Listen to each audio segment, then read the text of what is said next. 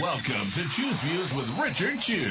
Get ready to dive into a world of insightful conversations and thought-provoking discussions. As progressives, our job is to have an all-inclusive, full-on assault with all of our players. A show that will focus on moving our political, social, economic, gender, and cultural conversation forward. And all of our players means all of our players. It's Choose Views. And now, here's your host, Richard Chew. Good Wednesday morning, progressives, and welcome to the January 22nd, 2025 edition of Choose Views, 773-763-9278. Catch us on Facebook Live, TuneIn Radio, YouTube, Twitter Stream, and iHeartRadio. Definitely go there.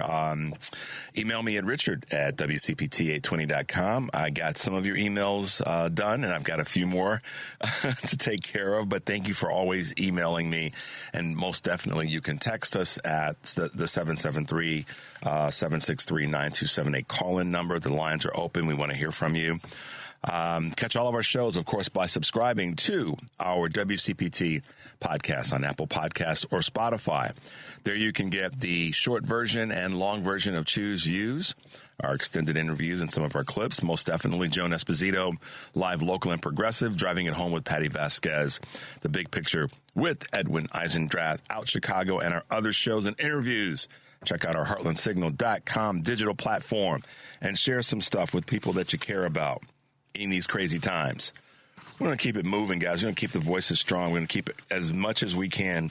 You guys lifted up and uplifted, because that's what we do. That's what we got to do. Today on our show, we will have our good friend Kurt Mullett from Hoosier Blue 63 and Dan Summons, managing director, one of the leaders at Blessings. We've had Dan on before, and their organization, my phrase, guys, is, sleeves rolled up, Henry, elbows deep.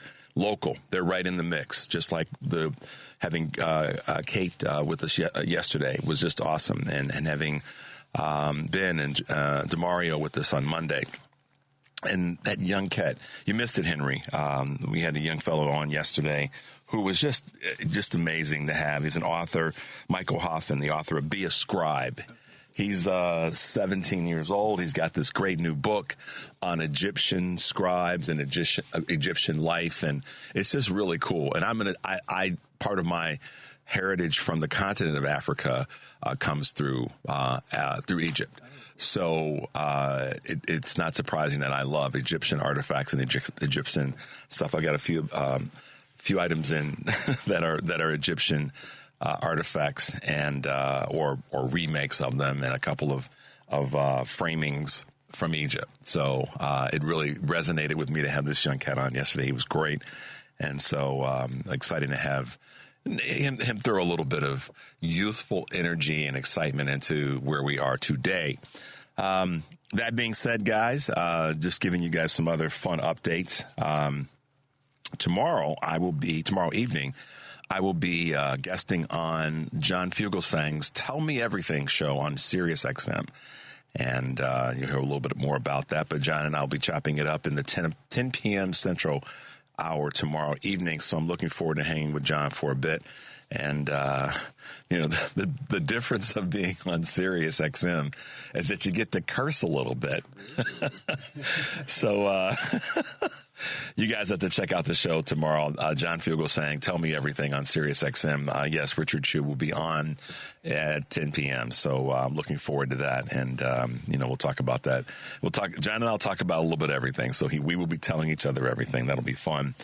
But, guys, we got lots to cover today. We've got two wonderful guests that'll be joining us. Want to hear from you guys and hear what you have to say about our guests so far this week. What'd you think about Ben Jealous? What'd you think about DeMario hanging with Mr. Cooper and the work that he's doing? And certainly Kate Lincoln Goldfitch was very, very informative yesterday. Henry, she really just, I asked her some very specific questions, 3 in that regard, about immigration. She's the immigration attorney out of Texas. And Kate Lincoln Goldfinch is, it was said to me yesterday, gosh, she's really smart. And she is. And she's, sleeves up, elbows deep in the middle of this, and of all places, Texas. So it was great having her on, and love to hear from you guys and what you thought about her segment yesterday morning. So give us a call or send me a text in that space, because I thought that Kate answered those 3 questions extremely well. Not well, but she answered them in a way that people need to know and hear about. So she's an information source. Follow her. Just Google her name, Kate Lincoln Goldfinch, attorney. And start to follow her and throw her support.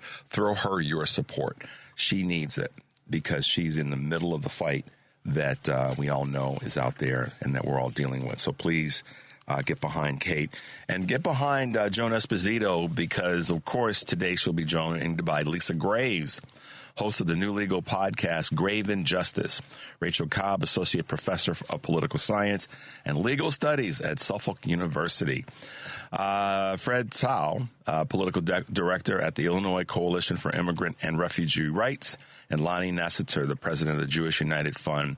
Live, local, and progressive. That's Joan Esposito, weekdays 2 to 5 Central Time here on WCPT 820. And then, of course, tonight, 5 to 7, Chicago historian Adam Seltzer will be filling in for Patty Vasquez. She'll be back tomorrow, Thursday. Driving it home with Patty Vasquez, weeknights 5 to 7 Central here on WCPT 820. And, of course, what new podcast? Choose Views, full episodes and featured interviews. You can get them. Go check them out. You can subscribe to one or both. Available on Spotify, Apple Podcasts, and iHeartRadio, YouTube, Amazon, TuneIn. Just search for Choose Views with Richard Chew. That's me. Or get your links by visiting heartlandsignal.com/choose-views. There you go. Check them out. And those interviews that we've had the last couple of weeks are the hot ones, so go get them. Later this week, Friday, in fact, as the confirmation line seems to say, we will have Mayor Johnson on with us Friday morning for a brief bit. As I said to him, and I've said, we'll continue to say, you got to keep it real. We're going to be complimentary critical to make sure that we help you do a better job and succeed in the things that you want to get done. And so he's going to be back with us on this coming Friday. So looking forward to that. Local stuff, guys. I mean, I think that local in the sense of what's happening here in Chicago and the state of Illinois. We're going to get to a clip that I want you guys to hear in the 6:30 hour, and what some of our national leaders are doing to try to, build that wall. That wall being the wall of Democratic leaders saying, "No, we're not going to take this lying down," or even standing up weekly. Weekly, not as in on a weekly basis, but WEAK, weekly. Y'all got it? Understand? I'm trying to spell right here. Kind of, didn't win any spelling bees, Henry, but at least I tried. All right, real quick before this quick break, let's hit a couple of Choose Views news on January 22nd, 2025. Government workers ordered back to office hours at the beginning of second term. The Orange Menace signed an executive order mandating federal employees return to full-time in-person work, as well as another instituting an immediate hiring freeze for civilian positions. According to the RTO order, heads of all executive branch departments and agencies will order employees back to the office as soon as practicable. That's the word. That's how I put the article together. However, there is a provision for department heads to make exemptions they deem necessary. Executive orders aim to delay TikTok ban. The Orange Menace signed an executive order delaying the enforcement of TikTok's ban for 75 days, hitting pause on the ordeal that saw the popular app go dark over the weekend.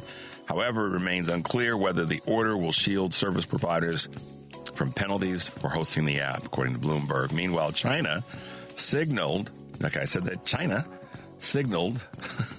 openness to a deal that would keep the platform in the U.S., and China-based rival Rednote continues to see a flood of U.S. downloads. Meta lures TikTokers with bonuses. And check this out.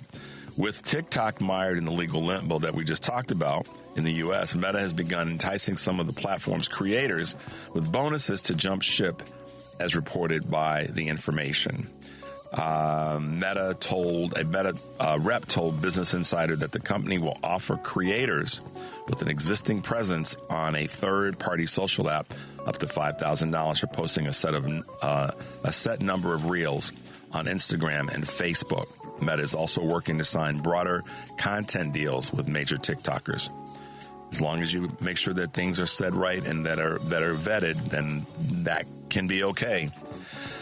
And of course, unfortunately, I say of course, but unfortunately, the deadly snowstorm strikes the south. At least 2 people are dead in Texas as this rare winter storm, which is becoming less rare. The last 4 winter seasons, Texas has been hit by these, quote, rare winter storms. Well, 4 years in a row is a new regular.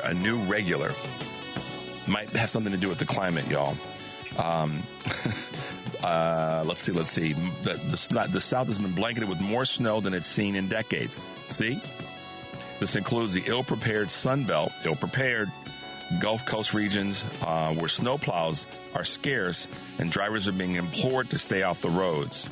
In Houston, both airports are closed and more than 2,000 flights were canceled yesterday. The storm is part of the dangerously cold temperatures affecting about 220 million people. KPMG wants to move into the U.S. law. In other words, they're expected to become the first big accounting company to open a law firm in the United States thanks to the Arizona program. State approval for KPMG law is expected later in January, per the Wall Street Journal. That means that Arizona licensed lawyers could perform legal work for clients across the U.S. in a move to step up competition with both accounting giants and law firms. Pricewaterhouse, Deloitte Touche, and Ernst & Young will soon likely follow, according to analysts. And that will change the legal landscape for sure. CEOs, trust sinks as grievances rise. What's that all about? Trust in CEOs, government leaders, and the media is slumping amid a growing and widespread sense of grievance, according to a new public survey. Public relations firm Edelman surveyed 32,000 adults in 28 countries, finding a 21% rise in distrust of business leaders since 2021. With distrust in government and media growing by 19%, about 61% of the respondents, Henry, feel a sense of grievance, believing that governments and businesses worsen their lives and allow the rich to gain unfairly. So, is that the Democratic Party leaving the middle class? I don't think this is that. Okay? We're going to talk about something that I heard a clip of yesterday that I want to just chat a little bit about. But take a quick break. The number is 773-763-9278. This is Choose Views, and we'll be right back.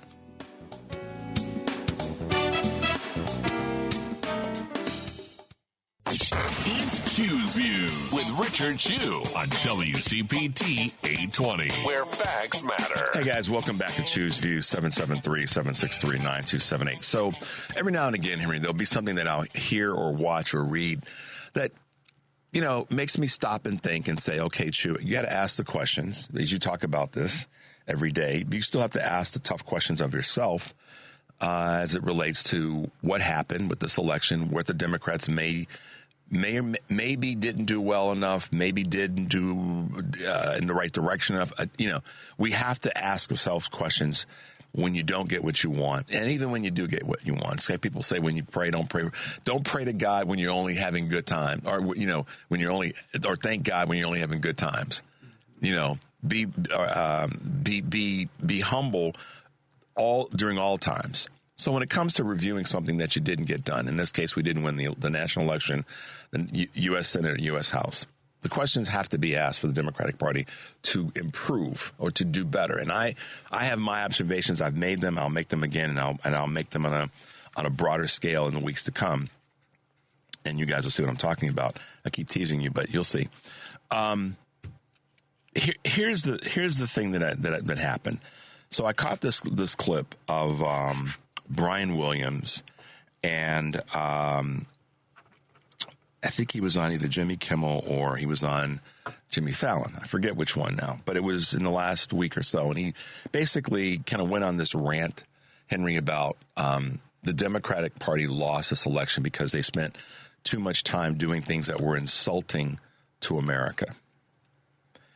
And so it's a short clip. I didn't want to play it. I wanted to review it first. I might play it in a day or so. But what it made me do, right or wrong, is it made me stop again and ask the question, okay, what is there a message there? And is there something what Brian Williams said that is usable, and everything's usable. Just a question to what extent. And what he talked about is he said that the Democratic Party, by not fixing the border, insulted people who are here by giving people who were coming here, welcome packets and debit cards and sustenance. And he also said, and again, I'm giving you the edited version, that the Democratic Party insulted Americans by saying that the Dow and the NASDAQ were doing well. Meanwhile, people's 401ks and bank accounts were suffering, and that they were suffering financially. And then saying he kind of wandered into the Democrats were insulting to the Democratic Party was insulting to the country or Democrats and the middle class by talking about that the price of goods really weren't that high. Okay, so I had to pause and say, okay, Chu, what are you learning and taking from this? And I said, okay, there's cause for conversation in that always. Okay, where, if anywhere, did the Democratic Party miss in those areas? And I had to go and think about it. And I thought, okay, well, I'm always willing to say could have done better or slightly differently, because otherwise, then you're just being hard-headed and stubborn, and I don't want us to be that way. At the same time, what I don't want is to let certain folks and certain groups off the hook. And this is what I'm talking about. Because we see what we got. This is the conversation and part of the reason I wanted to talk about it this way is that we're going to continue to hear people that are Democrats, progressives, liberals, folks in the middle or middle left, and folks in the middle right keep saying this is what the Dems did wrong. And that, I understand that people are going to do that. At the same time, what I want to ask, what I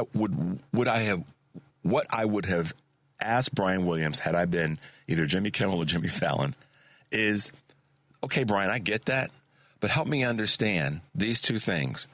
Why your colleagues in the mainstream media didn't tell the truth for years about Donald Trump. And how insulting is it that your colleagues, your former colleagues at your former network and the other mainstream media outlets didn't tell the truth about Donald Trump? And how insulting was that to other people across the country, middle America, that you're talking about, that the Dems missed, when your colleagues wouldn't tell the truth about Donald Trump, when your colleagues would not cover stories about his awfulness in a way that America could see that the Democratic Party wasn't the problem. And I would have asked him, Brian, so help me understand in terms of what's insulting, where were your colleagues when they should have been asking Donald Trump these hard questions about, let's take the border, for example. Why did you tell Mike Johnson to squash the bipartisan border bill? Okay.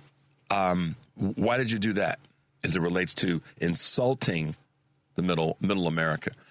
So, Donald, and why did you not, Brian, why did you not ask your colleagues to ask Donald, why is it that you are trying to take credit for a booming economy when you dropped the ball on COVID?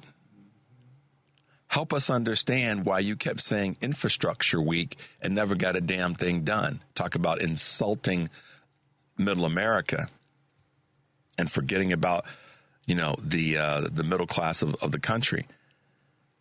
I would have asked Brian, and I know maybe Jimmy or whichever Jimmy it was didn't want to go there, but for whatever reason, I would have asked him, Brian, so why didn't your colleagues in the media do a better job of talking about how Donald Trump damn near killed over indirectly or directly was at the tip of the spear of over 500,000 people dying because you insulted the country in the way in which you handled COVID?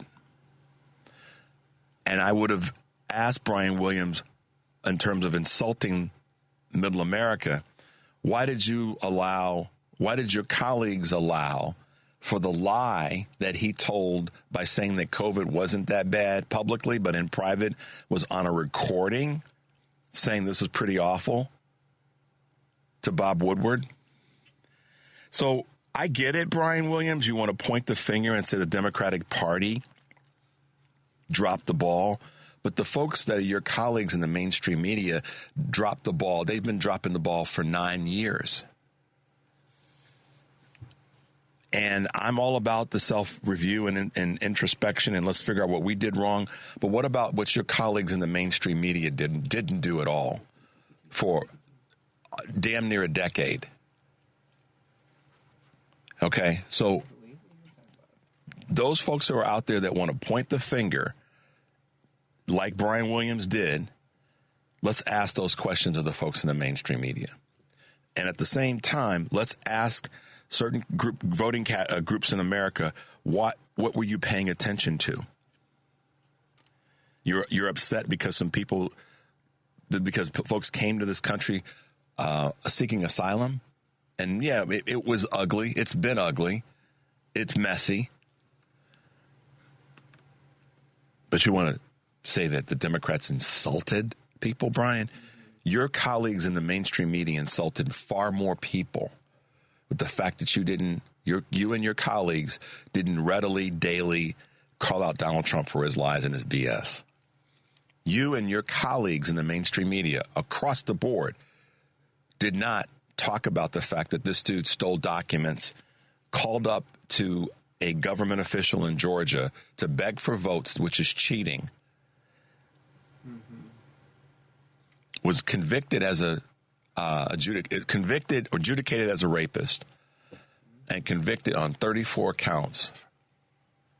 Why your colleagues, former colleagues, whatever, didn't drill down on that. That's, to me, far more insulting than the Democratic Party missing, or I don't even want to call it missing, but not handling the southern border crisis in the manner in which you wanted it to be handled.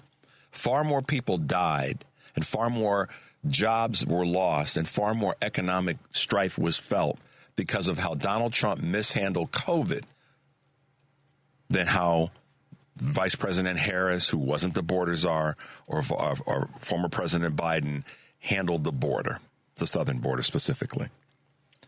So I had to get my head around, how do I want to approach this? Yes, there's learning to be had, but at the same time, Brian, point the ire back at your mainstream media colleagues for what they didn't do that was far more insulting to the country than you want to talk about. And how you guys gave him, just unrestricted access. Unrestricted access to your powerful media outlets to trash talk and to lie. How about the women that your mainstream media allowed Donald Trump to continue to assault? And I want to lean into this real quickly before we go to break. It didn't even take 12 hours, Henry. Didn't even take 12 doggone hours for Donald Trump, for 34-time convicted felon, to go after the bishop. Already got triggered by her, Reverend Marianne Edgar Buddy. I hope I got that right. Episcopal Bishop of Washington. She simply asked this is where you fake A Christians need to go kick rocks and have a Thelma and Louise moment. All she was doing is asking the most powerful office on the planet, whatever, to have some compassion and mercy. And she made it, if you want to say she brought the world of politics into this in a very ungracious way. There is no way to bring anything into the conversation when it comes to you that's gracious. And you are the least among us to talk about grace and ungracious in an ingracious way. And once again, he used the same old meme. She was a nasty in tone and not compelling or smart. So Brian Williams, that to me is what's insulting, that you all let him get away with that. It's not the first time. It won't be the last. So step up, Brian Williams. Step up and stop saying what the Democratic Party didn't do or did do that was insulting to middle America and mainstream America. No, Brian Williams, your colleagues, you and your colleagues allowed this fool to get away with this garbage for far too long. So take some responsibility. And until you can do that, you should shut the hell up. And I said that. So I'm going to shut the hell up so we can go to a break. The number is 773-763-9278. This is Choose Views, and we will be right back.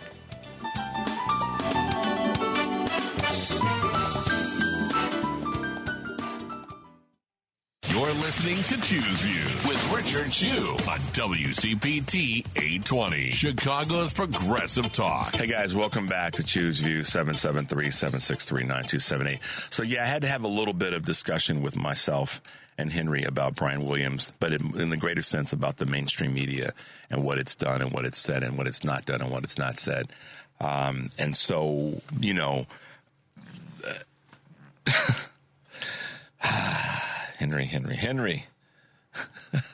I look across the board and Henry gives me that look like I can tell you about the cuss. Richard, you better not do it. I'm going to have to hit that button. Don't make me dive across the room.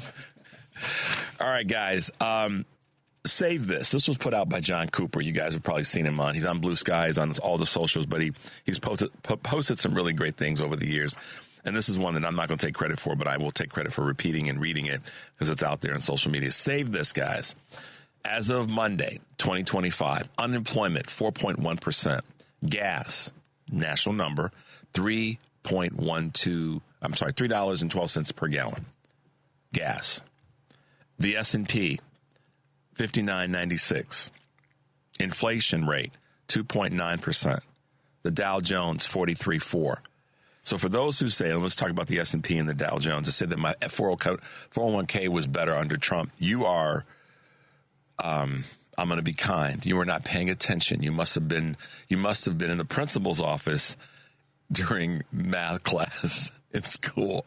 Because there's no way, that your 401k was doing better when the 401k's growth and sustainability is based on how the markets perform in large measure. Now, there's other factors, one of them being if you're working and you have one, so all due respect. And based on the contribution matrix that your employer has in relationship to you. But there's no way in heck that $19,000 is better than $43,000. It's just not, it's not sensible. Okay? So stop telling that lie because it's not going to land here. So, Brian Williams, the Democratic Party should talk about the fact that the Dow is up and the S&P was up because at the end of the day, that is a rising tide lifts all boats. The problem is you all in the mainstream media wouldn't tell the truth. And that's the fact. That's the truth. The truth is, Henry, they wouldn't tell the truth. So, all right. So save that. Unemployment, 4.1%. Gas, $3.12 a gallon. S&P, 59.96. Inflation rate, 2.9%. Excuse me. Dow Jones, 43,004. That's some change. Hold on to that, guys, because that's important. And I talked a moment about, things that are happening on a local level and why I try to tip my hat to those who are our local leaders here in Chicago and in the state and other local leaders in different parts of the country. It's for a reason because, as you know, I asked Mayor Brandon Johnson here in Chicago to get through whatever, is going on with he and the governor. Y'all fix your little fighting in the sandbox. Because the state doesn't care about y'all little infighting and who's communicating with whom within your cabinets and your staff. What we want is to know that you and the county officials and the state officials are putting up our own version of an Iron Dome to protect our citizens in the state of Illinois from the craziness that is going to come out of Washington. Okay, work on local issues, take care of the budget, make sure folks are safe, make sure that people are protected, that medical items are in place. Both you, Mayor Johnson, and Governor Pritzker, we know that that's what you're doing. And the ways in which you're doing it, it may frustrate the hell out of some people. However, y'all need to make sure you are building that Iron Dome to protect all of us from this fool. Okay. So in that, we give a little shout out with a clip that Henry and I put together in terms of what Governor Pritzker is doing with regard to the Dignity in Pay Act. I want to conclude today by calling attention to the new reality that our country is facing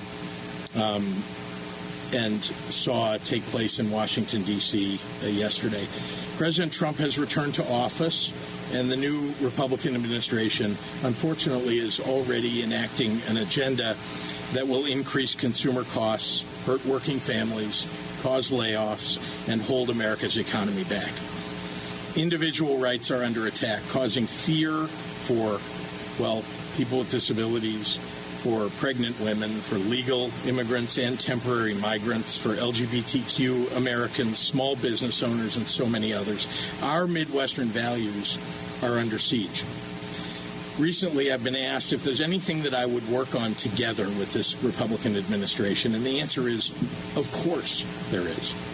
When it comes to doing good things for Illinois and for our working families and for people all across our state, I'll work with anybody. Recently, our efforts to pay disabled workers a fair wage started playing out in Washington. There was an effort to introduce this and get this done in Washington, D.C. The Biden administration proposed a federal policy that would take Illinois' policy nationwide. Now the ball is in the Trump administration's court, and I'm hopeful that they will work with us to lift up disabled workers. We have a bipartisan coalition of people who believe in this here in Illinois. We have legislators, we have people all across the state who belong to both parties who care about this. The federal government ought to adopt this policy, and I think we can all help them do so.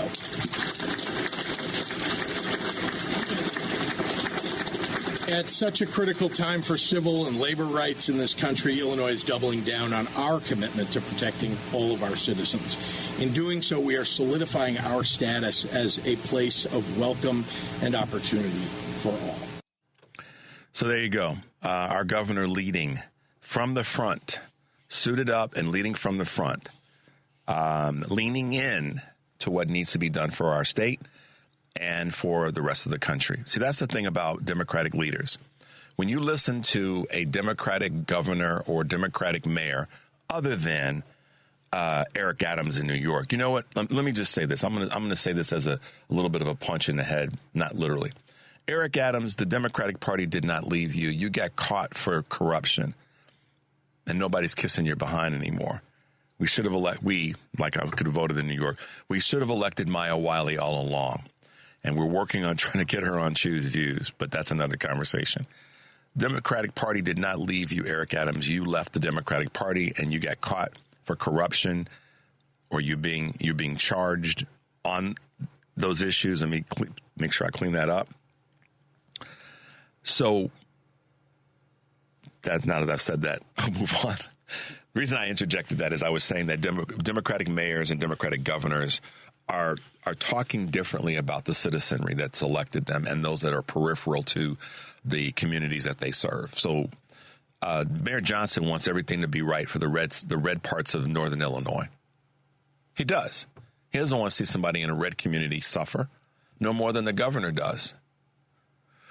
Gavin Newsom doesn't want to see people in a red part of California or Karen Bass or any other the mayors of different communities. Same thing for Ms. Hochul in New York. And the list goes on. Democratic mayors want to see people succeed in the reddest parts of their city and community. The same thing is true for Democratic state leaders.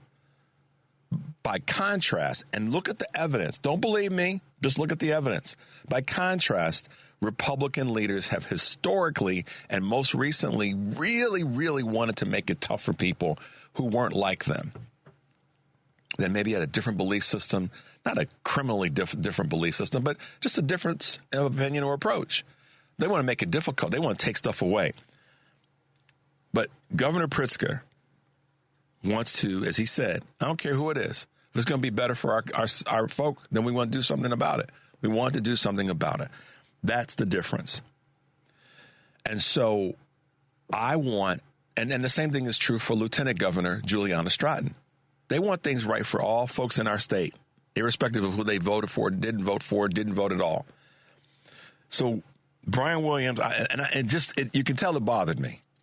You can tell it bothered me because he sat back in his, way and just tried to, throw fire throw gas on an already burning flame. Not a damn thing to help out. But anyhow, that's our governor, Governor Pritzker, doing what he does and talking about helping all people, not just those select few. And this is so for the criticism about billionaires. Here's a person that's a billionaire that recognizes that he stands and his family's wealth stands on the shoulders of others. I've talked to him myself. I know that to be true.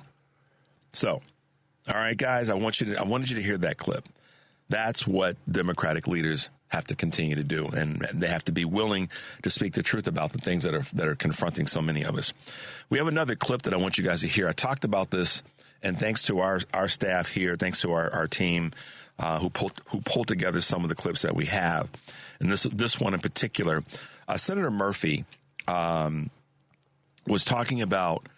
And the reason I wanted you guys to hear this is I've been asked the question, so Richard, what do we do to have our media, have our message be stronger or have a different media design so that our message can get out to all the people that need to hear it? And I thought it was pretty spot on what Senator Murphy had to say in this space regarding media infrastructure. I mean, this is, I think, hopefully one of the wake-up calls for anybody who is concerned about the threats to our democracy, that the left needs to do more to build their own information environment. There's no question about that. But what does that exactly look like to you? Is there anything you're seeing out there right now that feels promising? Yeah, absolutely. Like, we need to understand that when the right starts saying something, like when they started claiming that Haitians were eating cats and dogs in Ohio, within hours, maybe within days, it becomes amplified very quickly amongst the online right. That's because the right has consciously built an infrastructure all around this country, content makers and producers, people who disseminate ideas. Some of it's organic, but a lot of it is intentional and paid for. The left has to do the same thing. We've got some really great innovators right now who are creating content, who are helping progressives amplify pro-democracy messages. And instead of just sort of feeding money to the ad makers who essentially rent space every 4 years, giving money often to Facebook and Sinclair Media, opponents of the left, we should be building that kind of permanent infrastructure. So I hope that that's the mission that the Democratic Party undertakes in the next few years. We don't have to copy what they do, but we can't be operating in an information vacuum. Senator Murphy, you get to move to the front of the class. You get to teach class. That's exactly right. And part of what I've been talking about is it relates to us creating and putting together our own, that's not a watered down version of what they do on the right. Because what they do on the right is it's effective, but it's garbage. So I'm not going to sit here and say that it hasn't been effective. It's effective to the audience that they're trying to reach. It has been. There's no denying that.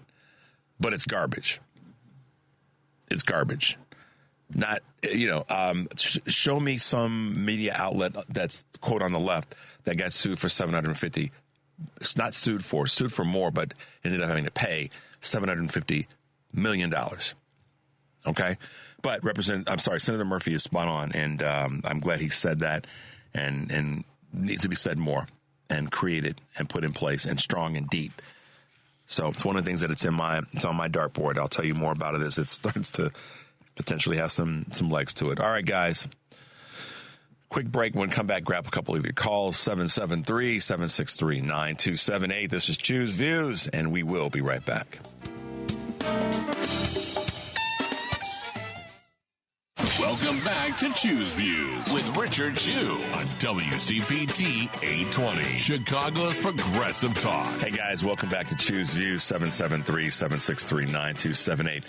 Henry, let's go to our good friend, Azalee. Good morning, Azalee, and welcome to Choose Views. Good morning, Richard, and thank you where you were talking about Brian Williams. You know what, Richard? I don't even watch news anymore. I listen to the radio, and I might look at some clips. But I got rid of cable years ago because I was wasting my money, and I knew it. But one of the main reasons I don't watch it is that they lie too much. Mm-hmm. I don't need lies in my life. I need truth. We all need truth. Truth makes us free. And as long as America is, stuck on lies, we will not be free and we will not be great, okay? As far as the reporters, you know what? They don't even write those stories, right? Editors. And editors, they have to answer to whoever owns the network or the new whatever. Yeah. I don't even like AP News anymore because they lean for us to write. They don't want the truth. And, so we got Trump again. But as far as I was talking about the reporters, if they don't, report what they are told to report, they're out of a job. We saw that happen to Dan Rather or some of these others.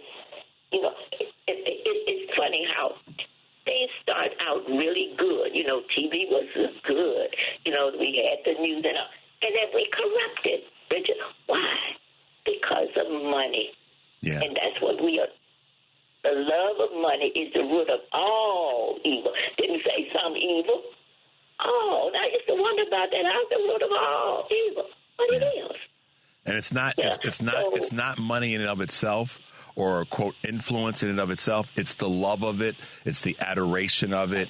It's the making it of a symbol of it. That is the root. And look at the words, y'all. Look at the words when that statement is put out there. There's meaning behind it if you strip it apart and really look at it. And I appreciate what you're saying, Azali, about the bosses are the ones. I mean, I thank you for saying that. I've said it before. We'll say it again. It's the people that the folks that are sitting on the camera oftentimes are repeating what someone gave them in terms of news script. In this case with Brian Williams, he just kind of went free flowing on a talk show about it, and I thought, how irresponsible! Talk about insulting. You are Brian Williams for saying that garbage when doggone well you sat, to your point, Azali, on one side of the camera, on the other side of the desk, and you read script that was given to you where you knew that some of this doesn't make any doggone sense. So right, but yeah. He would lose his job, Richard, and they would find someone to replace him. So what Americans must do, we must get smarter. Yeah. And, it's us. It's always us. It starts with the mirror. And we need to let those people fool us and stop, kowtowing to them. And no, I'm not going to let you abuse me. Nope. That's my take on life. I will go along with you for a while, but if you want to do some changes there, you got to go. Yeah. Because I'm leaving. That's right. Yeah. So, we need to leave this kind of stuff. And in my opinion, we need to trust more in our spiritual side than we do. Okay, it doesn't mean we just, go all out religious, blah, blah, blah. No, because that's not it either. We must listen to our own hearts. Yeah. And pay attention. Do what is right. A lot of times it means paying attention to that little voice. And we all have that little voice. Some say it's God, some say it's Allah, some say it's Buddha, some say it's whomever, Azali. But whatever you define it to be, we do have to pay attention to it. And that's the thing, Azali, that I've said, were the people who voted for this fool and followed this craziness, did you not listen to the voice inside of you? Did you just turn it off because you were so... No, we listen to other people and the wrong people. And we're funny. We would listen more to somebody who's lying than somebody who's telling the truth. So we need to change that. Yeah. Yeah, it's true. Yeah. Azalee, it's great to hear your voice as always. I'm glad you're doing well, and we always appreciate your contribution. Lots to learn and listen to when you're on the phone. So thank you. Thank you for the radio station. Other than that, I know no news. All right, Azalee, thank you so much, and have a fantastic day, okay? Stay warm. You too. All right. Okay. Bye now. Listen, all of us need, and thank God, thank goodness, thank the universe for having Azalee be someone that calls in and contributes to our show, because wherever you are in the country listening to this show, her voice has got to resonate with you. It's got to touch you in a certain way.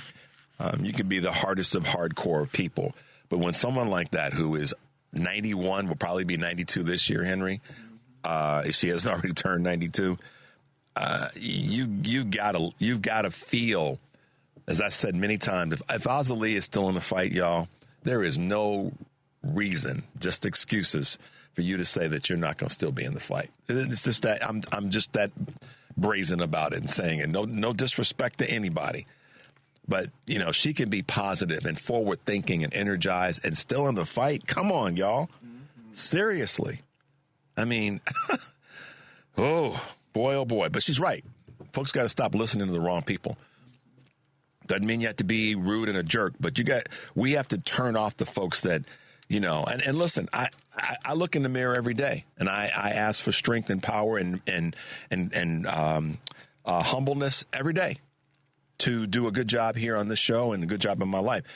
But my brain says this, and I get this from my sister, Linda, clean up on aisle 7 is a real thing for me. If I say something that's not quite right or wrong, I quickly want to get it cleaned up because I don't want to walk down that aisle and slip and fall or have somebody else walk down that aisle and slip and fall.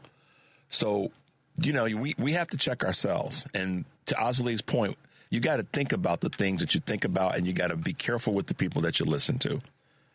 So I'm thankful that here at WCPT, we have such a great team of folks, and we work very, very hard to bring you guys the best shows that we can bring you with the best people in terms of our guests. And we've got some of the smartest listeners throughout the country on all of our shows, all of our broadcasts, whether it be Choose Views, whether it be, Stephanie's show, Tom, of course, Joan and Patty, our evening programs, our weekend programs. And oh, by the way, I'm hopefully not letting the cat out of the bag too soon. I was asked this question by a handful of people. Is the family meeting going to be back this weekend? And yes, from what I'm understanding, it shall be back on Sunday. So I hope I'm not stepping out there too soon, but I had a little conversation with my man, Eric Grant. So I'll keep you posted. Friday, hopefully have a final update on that for those who've been curious. But yeah, guys, Azalee's spot on. We have to be a little bit more judicious about who we're listening to, and a little bit more have a little bit more of a filter, because a lot of people got misdirected, like Senator Murphy said, by the incorrectness of not just the mainstream media, but he specifically was talking about what the right has done. So that's a direction that we definitely have to go in fixing part of this communication, connection, and messaging, for lack of better words, problem that we have. So I think that, that gets into also the clip I played on Monday about the power of your voice and making sure.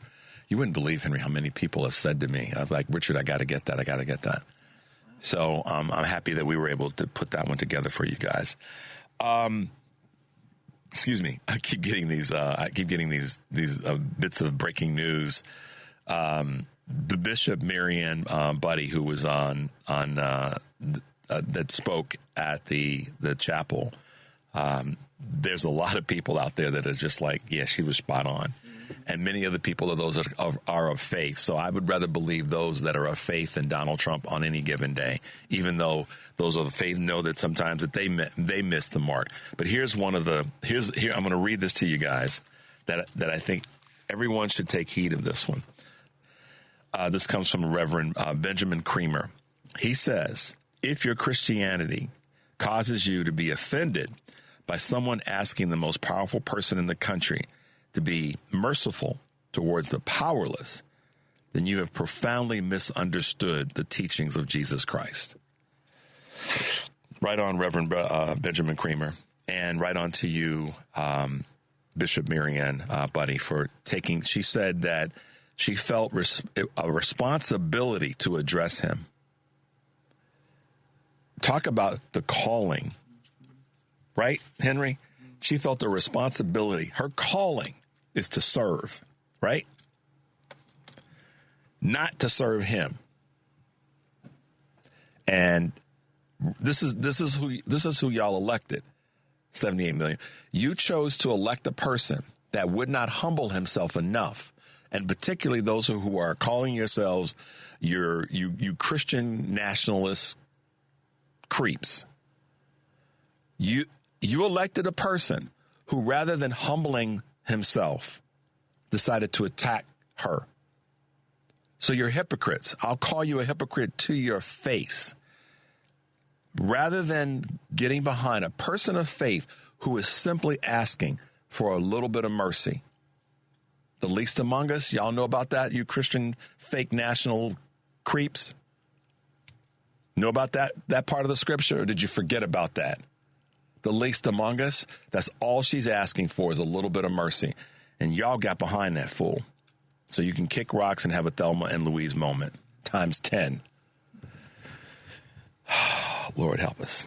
All right, guys, we're going to take a quick break. When we come back, we'll have our good friend Kurt Mullet from Hoosier Blue 63, 773-763-9278. Choose Views. We'll be right back.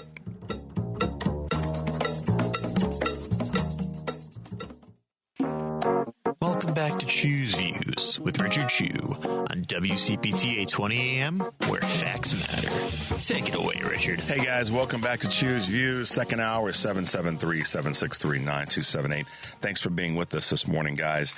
And over at our platform that I talk about every morning, also known as HeartlandSignal.com, where you need to go and park your car and hang out. There's a great opinion piece that we have there on Donald Trump made for TV immigration arrest. In other words, he wants to make it, a point of public disdain. And what a disgusting thing to do. But there's a great article that we have over there at HeartlandSignal.com, opinion piece that I think you guys should read. Mike DeWine, the governor of Ohio, announces Lieutenant Governor John Husted will take J.D. Vance's Senate seat, which we kind of saw that coming.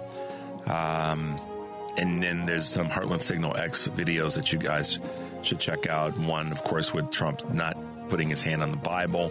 I mean, Christians, come on, y'all. They're just, boy, oh boy. Y'all are tiresome. Senator Amy Klobuchar, there is a reason this ceremony takes place at the Capitol. In other countries, it might be at a presidential palace or a gilded executive office building. Here is traditionally, it is traditionally held at the Capitol, the People's House. That's a fitting reminder of what we represent. So that's a good clip from her. Of course, we talked about J.B. Pritzker and the Dignity Impact Act. So that's what we do, guys. We try to give you as much as we can, not just here on this show and our other shows, but also giving you some incentive articles and opinion pieces at heartlandsignal.com. So make your way over there. It's Wednesday, also known as Wednesday. We have our good friend Kurt Mullet with us this morning from Hoosier Blue 63. Good morning, Kurt, and welcome to the show. Hey, good morning, Richard. And can I say good morning, Ann? So, yes, you can. Well, okay, thank you. Kurt and I, and his wonderful wife, and my wonderful wife, the four of us had a chance to get together. We met in South Bend, Indiana on Saturday, this past Saturday morning for breakfast. We'd never met before. We connected, obviously, met last year on social media, and I reached out to Kurt and said, I love what you put out. Your work is great. And it makes me laugh. It makes me smile. It makes me curse because he curses. And we met. And let me say this to you guys across the country, whoever's listening, following, whatever. This is the power, the good power of social media, and why I say every day, go to Heartland Signal and share something that you saw there. You may not be, Kurt and I talked about this, you may not be a, quote, creator, but if you see something and you feel it's fairly well vetted and fairly on point, then share it, because you never know. You may end up meeting the next, person in your life that does do great work like Kurt does, which is what was my draw to him. I was like, hey, man, I like what you're doing. I have this radio show in Chicago. Love to have you on. And now, months later, we have breakfast in South Bend, Indiana on the weekend that Notre Dame did not win. Oh my goodness! Well, that's no big deal to me. But, I know, but it was a great time. I appreciate that we finally made it happen, and I guess I need to thank your lovely wife, because she's the one that insisted that it happened. So she did. She insisted that it happened. We had a great time. My wife thoroughly enjoyed meeting me too, and it was a great conversation. Friends for life. Yeah, so. It was. It was great to meet you guys face to face. It was great to hang out. And listen, guys, we just to share this. We got kicked out of the place because we wouldn't shut up.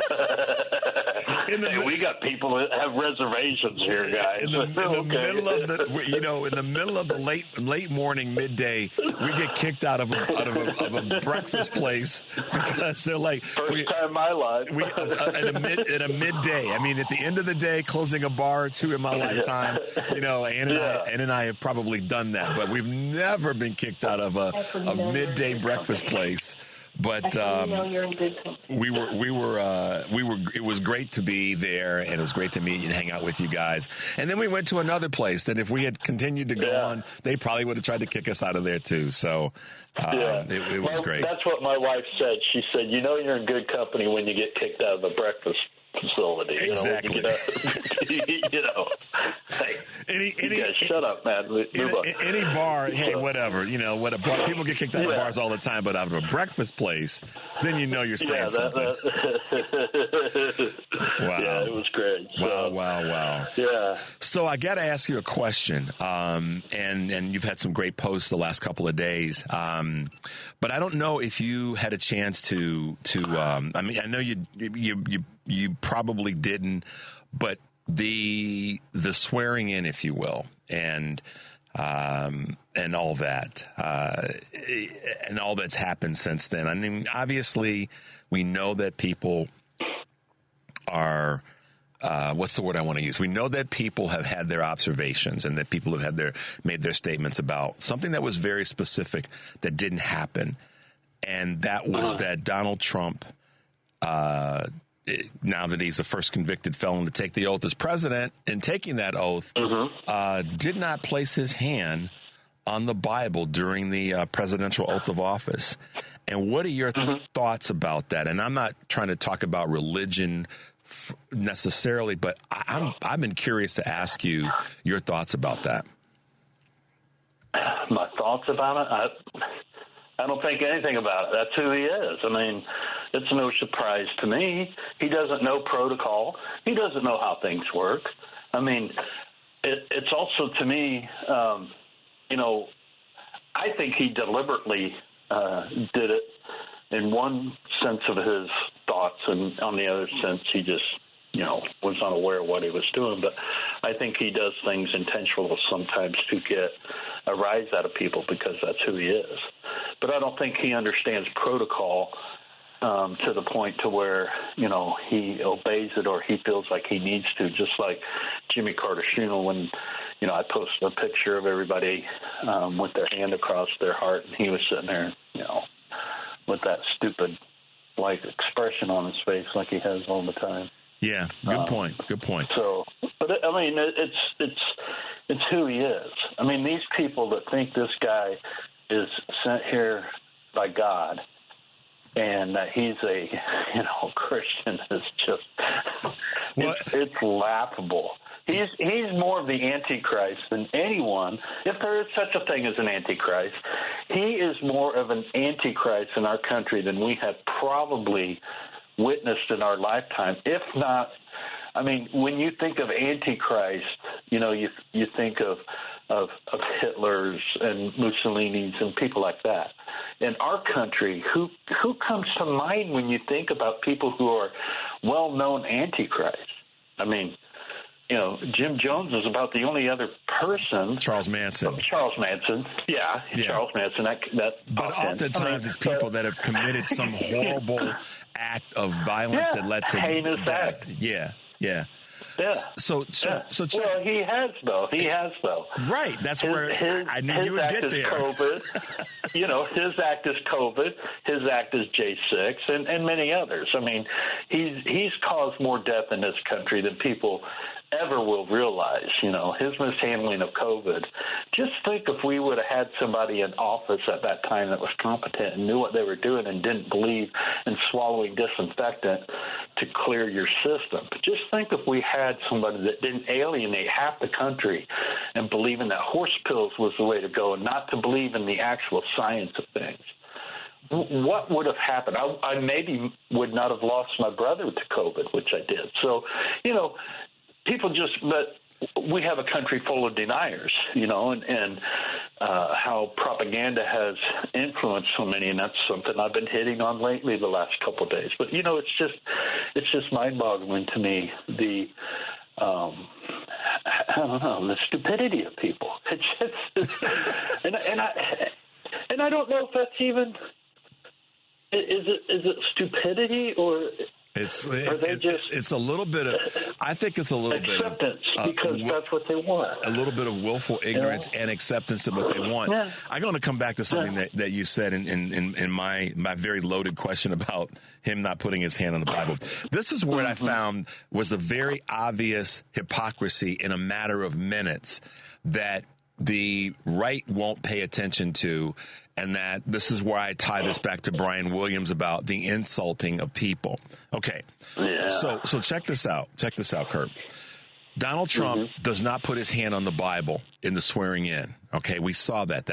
We know that. But within a matter of minutes, if you will, he gives a speech of which he invokes God in the speech to talk about the fact that the near-death experience from the, quote, assassination attempt was a message from God. You follow you follow where I am?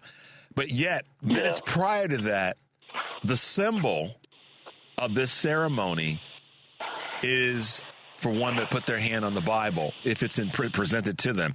If he had put his hand on the Constitution, I would have said, okay. But he didn't do that as it relates to what then came out of his mouth within a matter of minutes.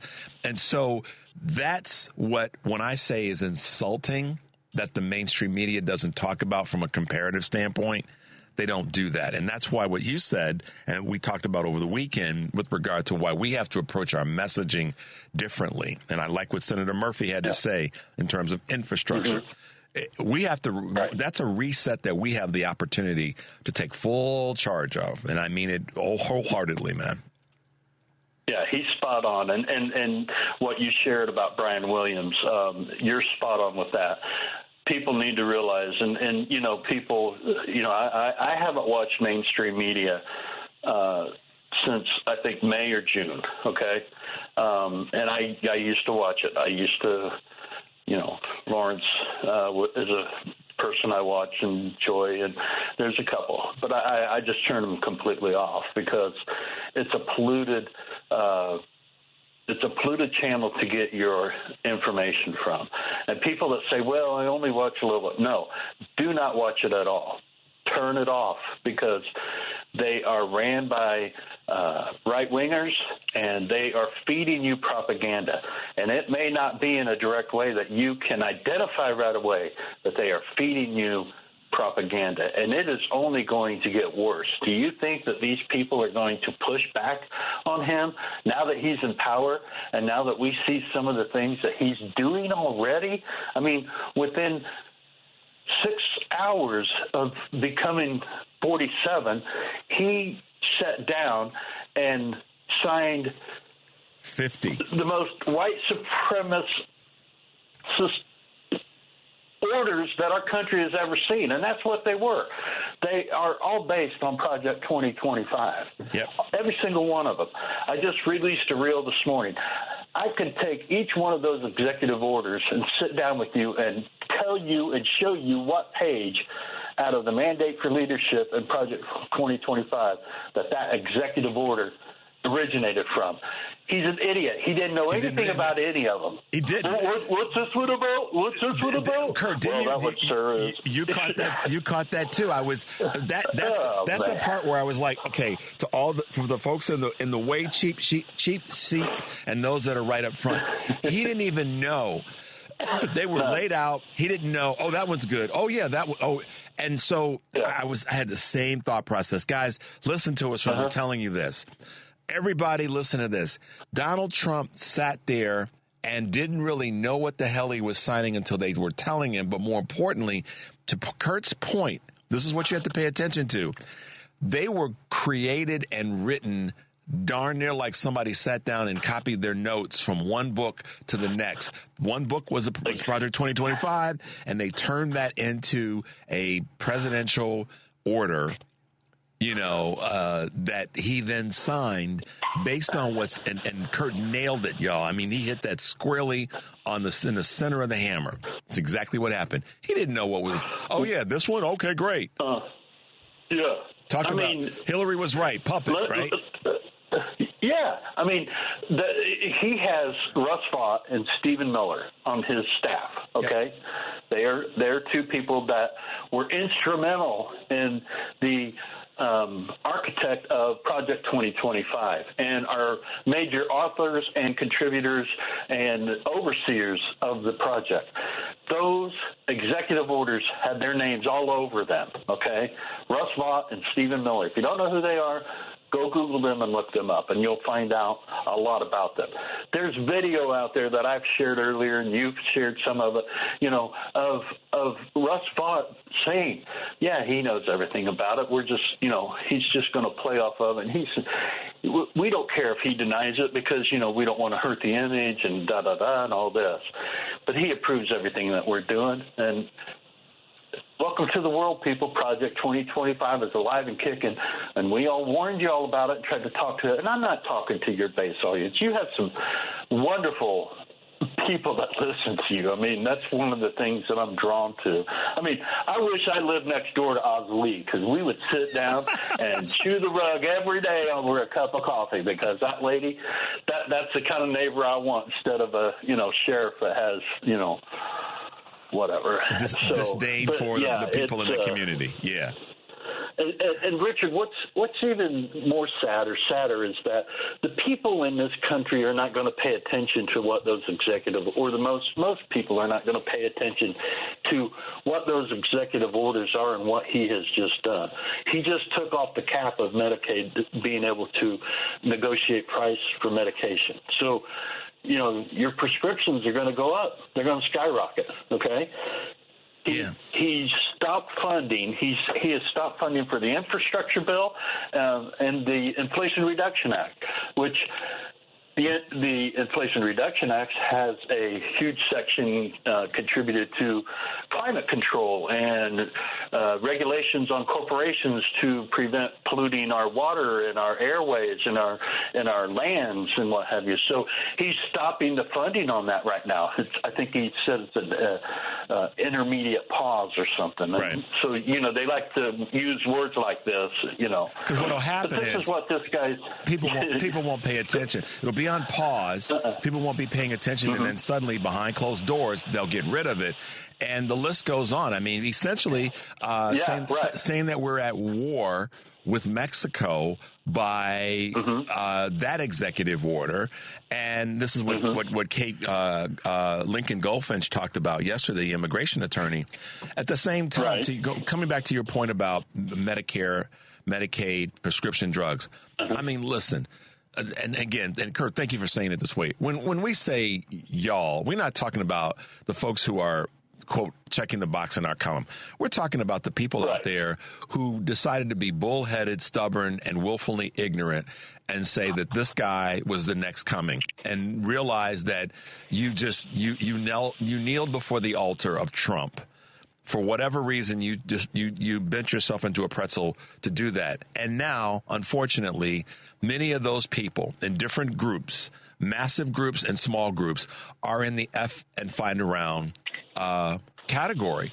Because we tried to tell you. What did you think we were doing this just because we needed to yell at you? No, we were trying to tell you. He wants to make sure that you have to pay more for stuff, not reduce the price of stuff. So let's just draw a comparison, Kurt. Let's take Citizen A and Citizen B. Citizen A has said, well, the price of everything is too doggone high. I'm paying too much for this. Eggs are too expensive. Gas is too expensive. Bread's too expensive. And, let's just take those three. And at the same time, that person's saying, oh, my God, I'm so glad the cost of Medicare is going to be maintained, or not the cost of Medicare, the cost of medication, drugs, is going to be, it's down. Oh, my God, this is great. I'm paying less for that. But doggone it, eggs are too expensive. Okay, so let's just set that up for a second.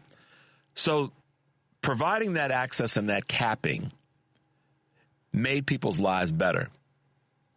But they can't see the fact that now that they voted in a way that said, I want my eggs to be less, they forgot about the fact that probably a bigger part of their budget is going to get blown through. It's like a howitzer is going to blow through that.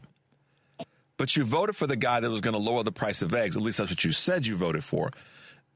Category B, a person that said, things are down across the board. I'd like them to be a little bit lower. And although I don't agree with all the things that are going on, I can't let someone that I care about in Category A get hoodwinked into voting that way. That's what happened. And now Category A, person A, you're going to pay more in net money because your medications are just going to go through the roof. So. Well, they're stripping away your benefits, and now that they're going to deregulate all of the guardrails that are out there against pollution, you're going to become sick now and be more, be exposed more to contaminants in our system, in our environment, and so the number of people that are going to get sick are going to rise, but because we have less benefits. People are it's just mind-boggling to me sometimes when I sit and think about this. And because I've said this to you before, Richard. I don't consider myself an intellect or someone who's, a high-scholared individual. I can figure it out. I mean, come on. I'm a dude from Indiana, and I can sit here and think, wait a minute, none of them orders did anything about reducing the cost of my eggs, but you're going to take away the ability to reduce the cost of my medication. I mean, I'm refraining here because I know there's laws and regulations that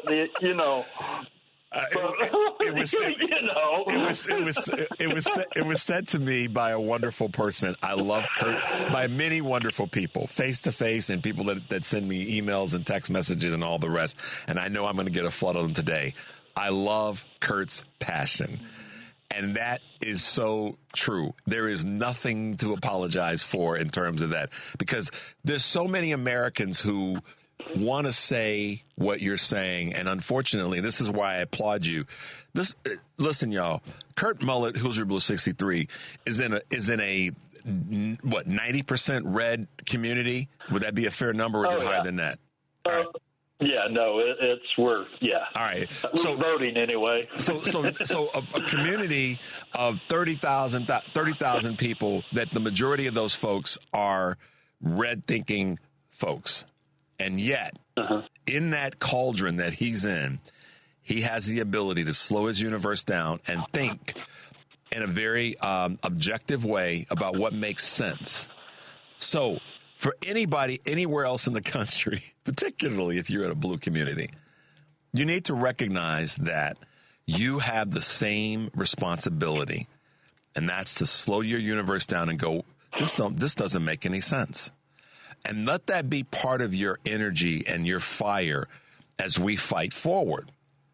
And recognize that we don't have to tolerate this. Yeah, it turned out in a sucky way, but we don't have to sit back and tolerate this. Do the work. Yeah, don't make it complicated. Keep it simple. Yeah. We don't need to sit here and discuss about all these figures. And people drive me crazy because they just get too technical with things. They talk about statistics and this and that. No, He's a piece of crap, and he's going to destroy your lives. And he didn't sign any orders the other day. In fact, what he did is what he did back in 2017. He's going to sign a bunch of orders that are going to create chaos and destruction, and then later he's going to reverse them, and he's going to take credit for it. Yeah. There you go, folks. That's what he's going to do. That's what he's going to do. That's what he's going to do. That's what he did last time. He's going to shut down all these things and then say, and then fix them, or try to pretend like, well, I'm the great fixer and I'm going to change this now. Right. You know, listen, y'all, right. just pay attention. You created the problem, dude. He started the fire. Now he wants to be fireman. Kurt Mullet, y'all. Mm-hmm. Kurt Mullet, Hoosier Blue 63. If you do not Google, find him somehow on social media, because I'm telling you, the content, the information that he puts out, it'll have you laughing, it'll have you thinking, and that's kind of what we need right now, is a lot of laughter and a lot of thinking about what we have to do and how we have to move forward. Tap your emotions on a daily basis, man. All of them. Tap them all, because that's what makes you a human, and that's what makes you have the ability to have humanity and think about what's going on. So, and you bring that out in me. You do, man. You do. Well, I know people were sitting around us Saturday going, "What the white guy and black guy over here? What the?" I know. The optics of that were just great, and listen, you and I had our tentacles out about paying attention to those things, but it was great to watch people kind of look at like, who are they? So it was great to meet you face to face, my friend, and I am so glad and honored that we got together. And let's keep this fight going, because there are people who need the energy that we try to bring to this challenge. So glad you're with us Wednesday. Absolutely. Check him out, guys. Kurt Mullet, Hoosier Blue 63. Catch him on the socials. He puts out great content, and it'll help you in this fight that we're all in together. Kurt, my man, thank you. Have a great day today. You too, Bud Pun. Take care. Talk to you soon. All right, we'll see you. All right, bye now. So there you go, guys. I don't know what we covered. I don't know what we fixed. I don't know what we took care of, but at least we were proud to do it. So, all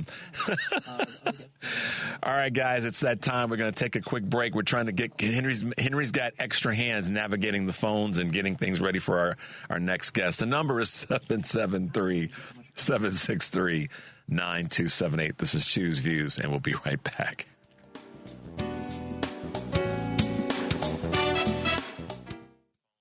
It's Choose Views with Richard Chu on WCPT 820, Chicago's Progressive Talk. Hey, guys, welcome back to Choose Views, 773-763-9278. Catch us on all the socials. I want to give some shout. First of all, thanks to Kurt for being with us this morning. It was great actually finally meeting him face to face this past Saturday. We had a great time, and we shut down the midday lunch at a restaurant, but it was fun. Shout outs to Bob, Lois, Texas. Guys, do me a favor. When you send me a text, to the 773-763-9278 number, put your name in, because I want to give you your props. And, I'm not going to put say your whole name on the air, but that way I can at least acknowledge your text and what you've said, because you guys send me some great information, and I want to give you your props for that. But shout out to Bob, Lois, Texas, and many others who have sent that I don't know your name, so I can't say anything. But thank you for your contribution. It makes it's a big deal. So thank you in that space. All right, guys, got to keep the train moving along. This morning, you guys, first of all, I talk about the importance of local groups, local activities, things that make a difference right down the street from you in your neighborhood that will help us be effective in resetting where we are on a national level. It starts with local, not only political groups, but local social organizations and other groups that are there that are designed to make sure that the people right around the corner get the help that they need. You guys heard me say this right at the beginning of the year about there are communities that you might think are just doing fine. They're not having any issues one way or the other. And I told you I had a conversation with a relative and dear friend and colleague of mine about there's some communities that need support that you may not think need support. And what I was talking about at that time was a conversation I had with a relative of mine, and I have to say colleague and friend, and that would be Dan Summons, who is the managing director of the Chicago chapter of Blessings in a Backpack. And that is quite a mouthful. But welcome to the show, Dan. Richard, welcome and good morning. Thanks for having me on. Absolutely. And we also have with us, as part of this morning's conversation, assistant principal at the Sherman School for Excellence, and that would be Janine Rogers. Good morning, Janine. Welcome to the show as well. Good morning, Richard. Good morning, Dan. Thank you for having me. Absolutely. It's good to hear both of your voices, and I'm glad that you are able to be with us this morning. Listen, you guys are the examples of, as I like to call it, folks that have their sleeves rolled up and elbows deep in doing the local work to make sure that people, that children, that families are supported and provided with tools that they need to achieve the excellence, the namesake of your school, Janine. Dan's been on the show before, but Janine, I want to hear a little bit about you and the work that you're doing with the Sherman School for Excellence in North Lawndale. Awesome. Thank you, Richard. Well, we are Sherman School of Excellence. We're actually located in the Inglewood, New City area. Oh, okay. We're a small school, pre-K through 8th grade, serving approximately 220 students, made up of 70% African-American, 30% Latino, and Blessings in a Backpack has been such a blessing to us because at Sherman we say we are a school where excellence is not an act but a habit. And so when we started partnering with Blessings 6 years ago, they have truly come in and given our school so much support in terms of feeding students, not just during the week, but on the weekends when we know meals can be scarce for families. Well, first of all, Janine, thank you for that, and thank you for the work that you do and the diversity that your school represents. And we have to applaud those folks, you wonderful people that do what you do every day. But also, to your point in giving a shout out to Dan, as the managing director of the Chicago chapter of Blessings in a Backpack. Dan, help people remember a little bit and kind of a reminder of the work that Blessings in a Backpack does, specifically here in the Chicagoland area, but also in some of the surrounding counties. Sure, thanks. So Blessings in a Backpack, we feed children on weekends who depend on school for breakfast and lunch during the week. So, for example, at Janine's school, we feed all 220 kids. We send food home every Friday afternoon to make sure they've got healthy, nutritious food so that when they come back to school on Monday, they're refreshed and ready to learn. Our surveys show that kids come to school on Friday, their test scores are better, and they enjoy their weekends more when they know they've got something to eat. But in the Chicago chapter for Blessings in a Backpack, we serve 90 different locations, stretching from Kankakee County in the south to our 5 counties here in northeast Illinois and Lake County, Illinois. We feed 6,000 kids every Friday. And over the course of every Friday of the school year, that's more than 200,000 hunger-free, smile-filled weekends. I mean, for everybody that's listening anywhere in the country, the power of that, think about that for a second, guys. The power of having an organization that has decided that it's important to look at the data that said that when children have a full belly, just like us grown folks, that we perform just a little bit better and that our attitudes are just a little bit better. We use it. I hear folks throw around the phrase, he or she is hangry. Well, imagine being hangry and trying to study, or having to, look to the weekend and be worried that you may not have anything to eat of substance until Monday the following week. And that's where organizations like Blessings in a Backpack stand in the void and make sure that children's lives and then families' lives do receive that blessing, which should be, an autopilot thing for all of our children. And that's why I love having Dan on now for a second time. and certainly now, Janine, being introduced to you and the work that you do. Janine, tell us about I guess the word would be the impact, but the results that you're seeing at your school from the impact of the program. Absolutely. Well, you're so right. We have been partners for 6 years with Blessings in a Backpack, and our principal, Dr. Roberts, introduced the organization back then to support our families. When we started, we were focusing primarily on our primary grade levels, but over the years, we've witnessed this partnership grow and flourish to where, like Dan said, they serve our entire school as well as other schools in the Inglewood community. And to say this partnership is important is an understatement. It's really become a living, breathing mission that continues to make a meaningful impact. And when you talk about being hangry, you are so right. When students come to school, we want to make sure that they are fed and that they can focus.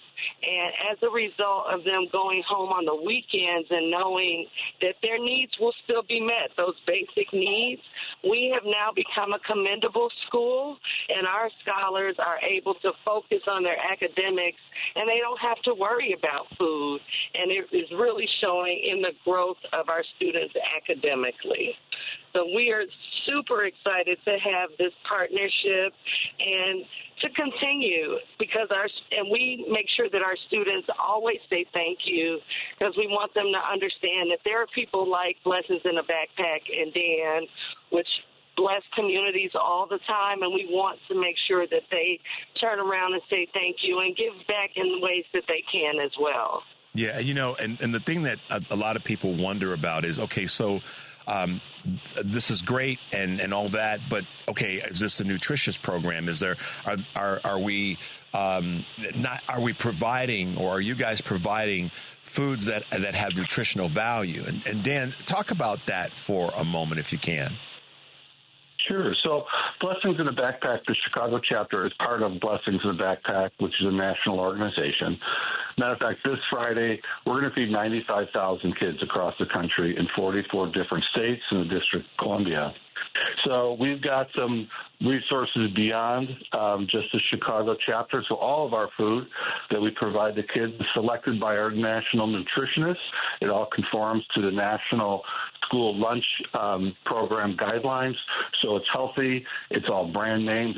It's food kids want to eat.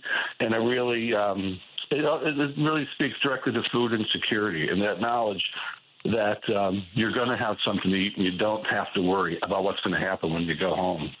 You mentioned to me, and thank you for answering that, because that's always going to be a question about the where, the what, and the how. You mentioned something to me that I just found not astounding, but it was one of those wow moments.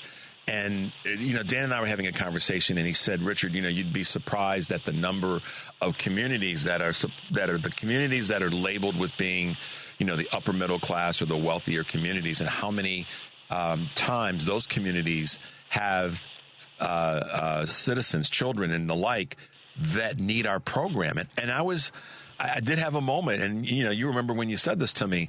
So talk a little bit about that as it relates to the perception that people have about various communities, not just here in Illinois, but throughout the country. Yeah, I can say here in the Chicago chapter, 70% of our programs are in Chicago suburbs, 70%. And there are places you don't traditionally associate with child hunger, places like Highland Park and Long Grove and Palatine, Schaumburg, Downers Grove. Even here in the city, we're feeding kids at Lincoln Park and Old Town, well-to-do neighborhoods. As a matter of fact, in the Highland Park community, we work at 7 different schools. We're feeding 217 kids every Friday this school year in Highland Park.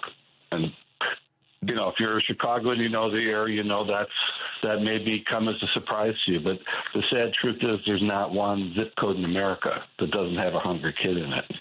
And that's the part that I think from a national scope. This is a local issue that's let me back up.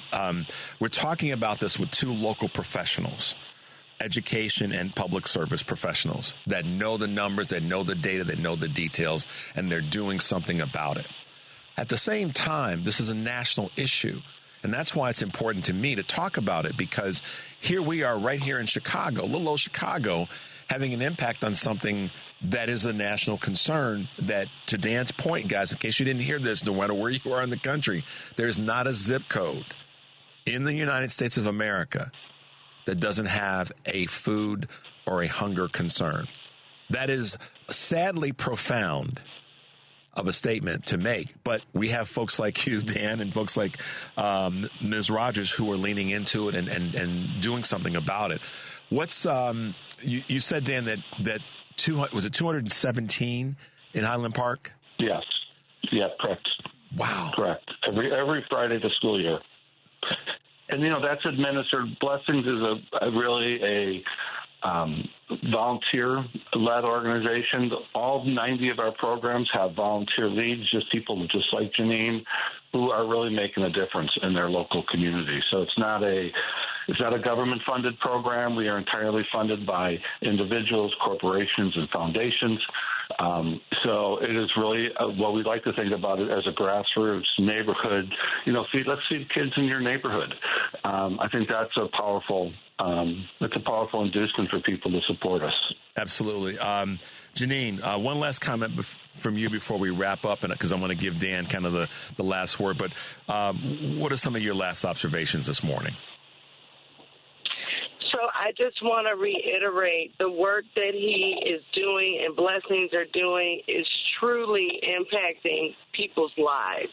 This gives our students comfort, stability, and just the reassurance that they will have healthy food when it's needed most. When we give our snack packs out to our students, they are so excited. They are asking for more bags all the time, and they're so excited to take them home. And it truly just gives them that feeling that someone is looking out for them. And so it's a small gesture with a big impact. And so at Sherman, we say, we believe bigger and we aim higher, and our hashtag is creating excellence together. So as a community, Blessings has truly helped us to create that excellence for our Sherman scholars. That's fantastic. So I want to thank you, Dan.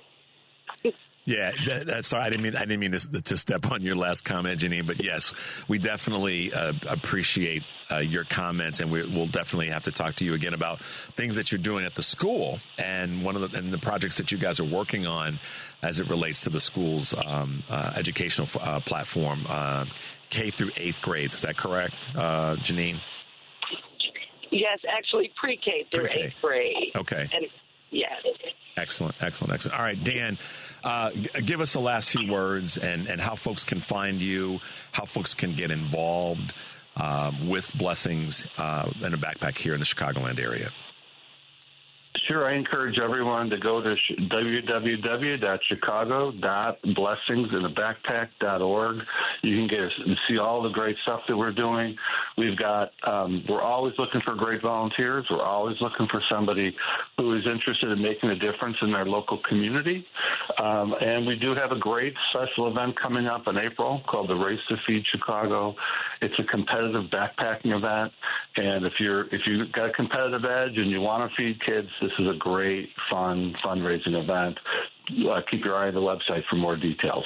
And we're going to have Dan back, guys, to talk about that event as well as the things that Blessings is doing, because, we want to make sure all of our children are going to school with a belly, leaving for the weekends with a belly full, and excited about returning to school on Monday morning each and every week. So thanks, Dan, for being with us this morning. Thanks, Janine, for being with us this morning. We really appreciate the hard work that you guys are doing, and I'm so proud to be able to talk about it here on Choose Views. So thank you both for being with us this morning. Thank you, Richard. Thank you so much, Richard. All right, guys. Have a great rest of the day. Stay warm. Will do. All right, guys. All right. Talk to you soon. Bye now. Bye-bye. Okay. Okay, so, what do you say behind that? Just two great people doing great work. Kudos to Janine Rogers, assistant principal at Sherman School for Excellence here in Chicago, and kudos to Dan Summons, the managing director for the Chicago chapter of Blessings in a Backpack. Y'all need to get with those organizations. When I talk about being getting involved in something local, go to your local school. Go to your local public school if you're here in Chicago or anywhere in the country. Go to your local school. What can I do to help? I got some time. What can I do to help? Organizations like Blessings in the Backpack. If you're listening in Texas, go to their website. There's an organization more than likely in your community or reasonably close for the children. And you don't have to have children. You can just be a guy or a gal like me or Henry who wants to make sure that the kids that we love, that we don't know about, have a full belly Monday through Friday and on the weekends, which is where this program has such tremendous impact, is the weekend. Because you all know that in this great country that's still called, the greatest country on the planet, we have children that go home on the weekends and they may not have a bite to eat until Monday when they get back to school. That is a sad, heartbreaking truth about our great country. But yet we elected a fool who wants to take away programs that are going to help children. And by contrast, we didn't elect the person who wanted to make sure that was autopilot and got criticized. Can you imagine that, Henry? Criticized the governor of a state that said, yeah, let's make sure that our kids are fed. And y'all elected the opposite. So, kudos to Dan Summons, managing director of the Chicago chapter of Blessings in a Backpack, and kudos to Janine Rogers, assistant principal at the Sherman School for Excellence. Guys, that's what we say we're all about that, and you asked me to give you tangible things to do to be involved. There's an organization that you can get involved with. Did you heard Dan say at the end about being able to volunteer, being able to be part of the mix? That's what we're talking about, and we're going to keep bringing that to you. I made a commitment. And listen, let me back up on something. I know I tease you guys with things that I'm working on or want to talk about, want to work on, and it's my job to stay true to what I said I'm going to do or work on or talk about. So I sometimes don't hit the mark there, and I recognize that. But it doesn't mean that I'm not hitting the mark because I don't have it top of mind and it's not important to me. It is. It's just putting together the things that need to be put together so we can have these conversations. And that's why having someone like Dan on the show and having Ms. Rogers on the show are important, because when you ask me for, Richard, how do I get involved? This is one of those ways.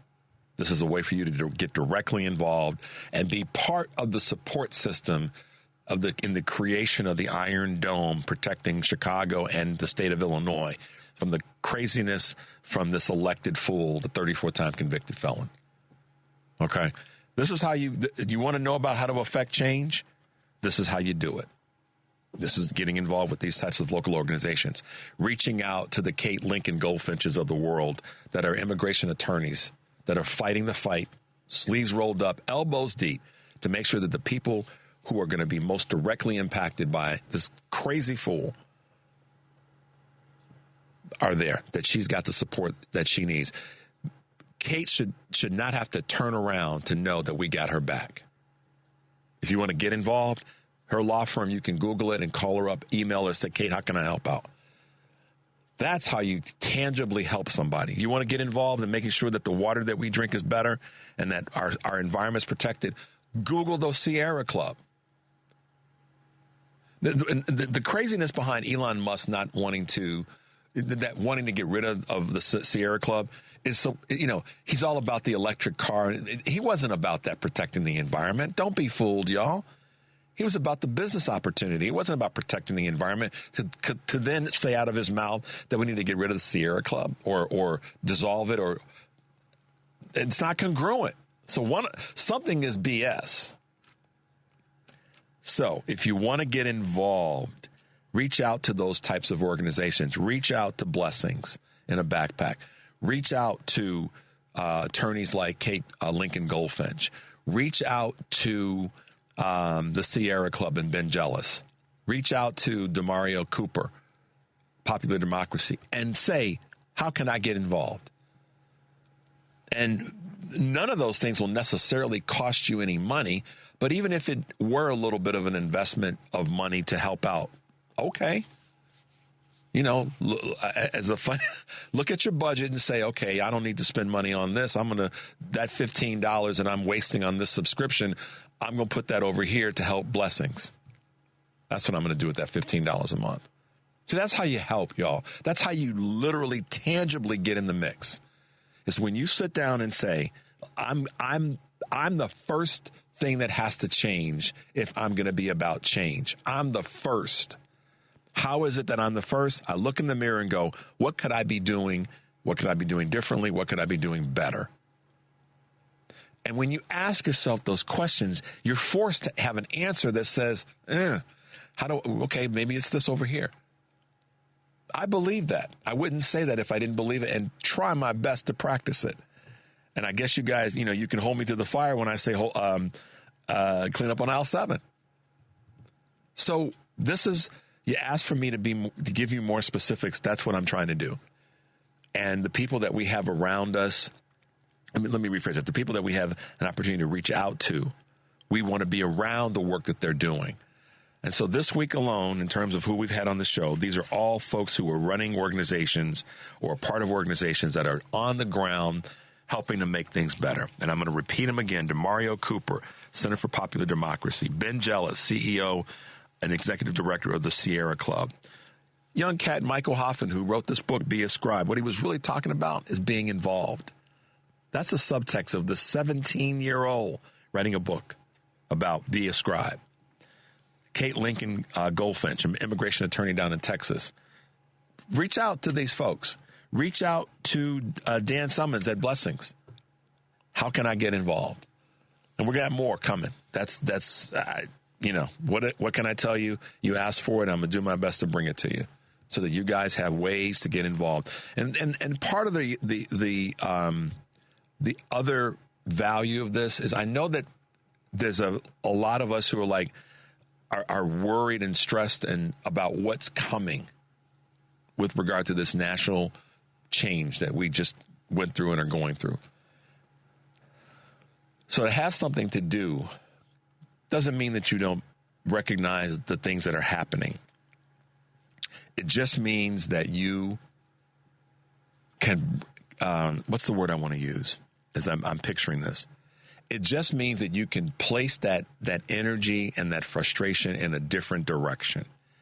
It means that you have something to do rather than focusing on the negative craziness that's happening around us, socially, politically, economically.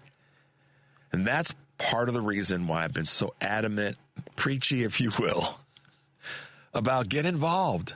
Don't sit in your silo. Don't sit back. Well, a way to administer self-care, Henry, is to get involved in something that's outside of yourself. Y'all hear me? A way to administer self-care is to get involved with something that's outside of yourself. You heard Janine say this, more so than Dan, but just for purposes of conversation, when she said the smiles on people's faces, on children's faces, and looking for more food, the excitement that must inspire, the excitement that must give them, and the additional inspiration to keep on keeping on, meaning the Dan Summons of the world and the Janine Rogers of the world, that's strong stuff. That'll keep you propped up every day. Trust me on that. You want some self-care to administer some self-care, find something to do with your time that's outside of yourself and watch what happens to your spirit. All right, guys, it's been good to be with you this morning. Thanks for hanging with us. Thanks to my man, Kurt Mullet of Hoosier Blue 63. Thanks to Dan Summons and Janine. Dan Summons of Blessings in a Backpack, and Janine Rogers, assistant principal at the Sherman School for Excellence. And thanks to you guys for being with us. As always, take a deep breath and make your life count. We'll see you tomorrow.